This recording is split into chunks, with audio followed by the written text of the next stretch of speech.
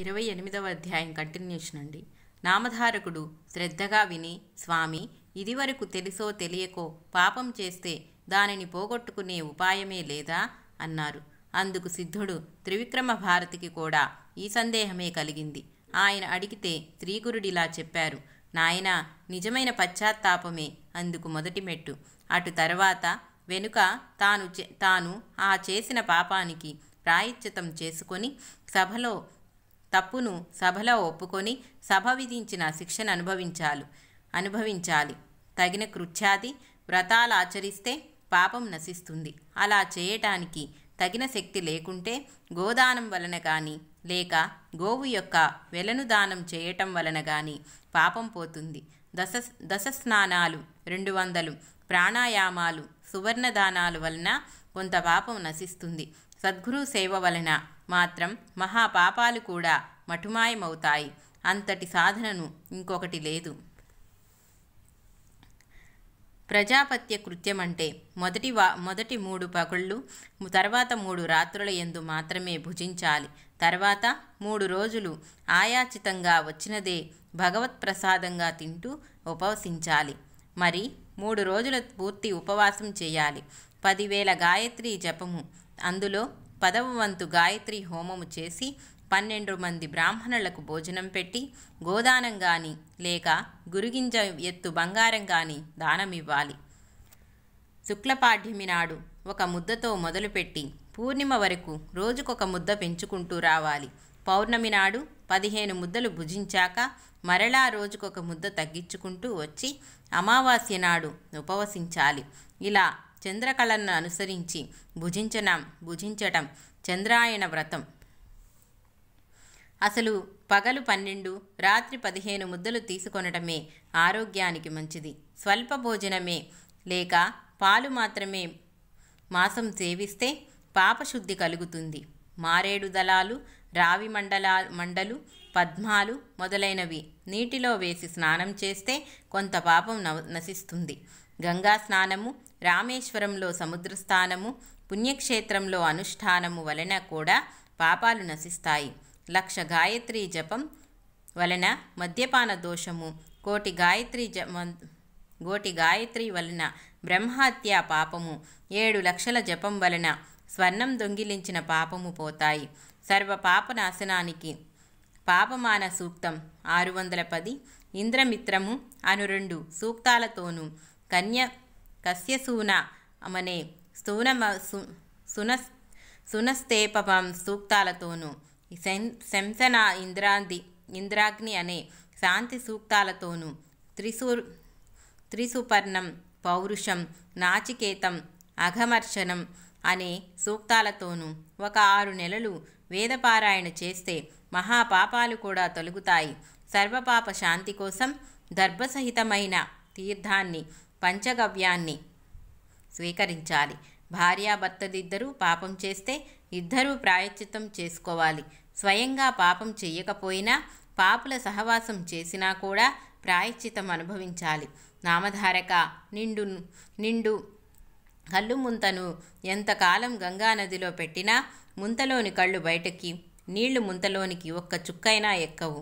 అలానే భగవంతునిపై భక్తి లేకుండా ఎన్ని ప్రాయశ్చిత్తాలు చేసుకున్నా పాప విముక్తి కలగదు. తర్వాత శ్రీగురుడు ఆ చండాలునితో, నీవు తల్లిదండ్రులను విడిచి పెట్టడం వలన, గురువులను దూషించి వారిని విడిచి వేరే ఉన్నందువలన నీకు ఈ చండాల జన్మ లభించింది. 1 నెల రోజులు సంగమంలో స్నానం చేస్తే క్రమంగా శుద్ధుడవై వచ్చే జన్మలో సద్బ్రాహ్మణుడిగా జన్మిస్తావు అని చెప్పారు. అప్పుడు ఆ చండాలుడు, స్వామి, మీ కటాక్షమే గంగా ప్రవాహం వలన నేను పాప విముక్తున్నయ్యాను. మానస సరోవరంలో మునిగిన కాకి హంసలా మారినట్లు, పరశువేధుని త్రాకిన ఇనుము బంగారమైనట్లు మీ దర్శనం వలన పవిత్రుడనైన నాకు ఇవన్నీ ఎందుకు? నాకు జ్ఞానం కలిగేలా మీరు అభిమంత్రించి నన్ను విప్రులతో చేర్చండి అని వేడుకున్నాడు. శ్రీగురుడు, పూర్వం పాపకర్మ ఫలితంగా ఇలాంటి రక్తమాంసాలు పంచుకొని పుట్టి పెరిగిన నీకు అదెలా సాధ్యము?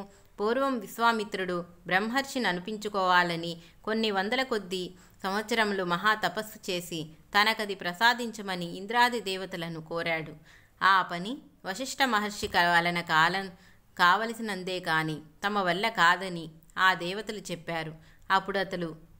అప్పుడతడు వశిష్ఠ మహర్షిని ఆశ్రయించగా ఆయన అది సాధ్యపడదని చెప్పారు.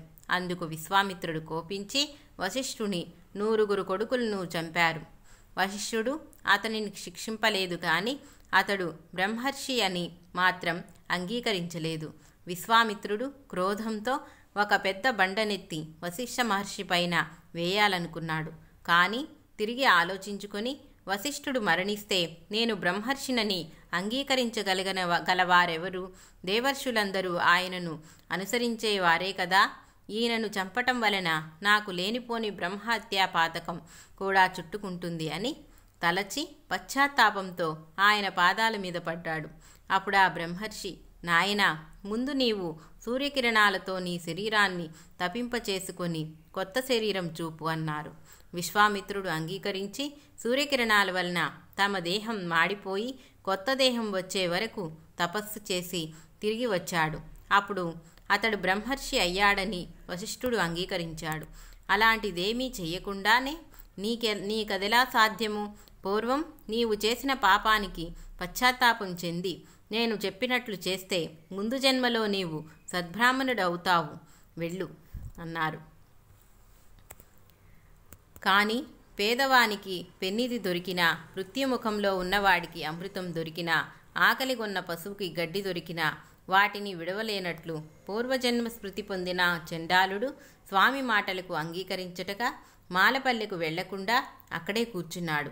కొంతసేపటికి అతని భార్యాబిడ్డలు వచ్చి అతనిని ఇంటికి రమ్మని పిలిచారు.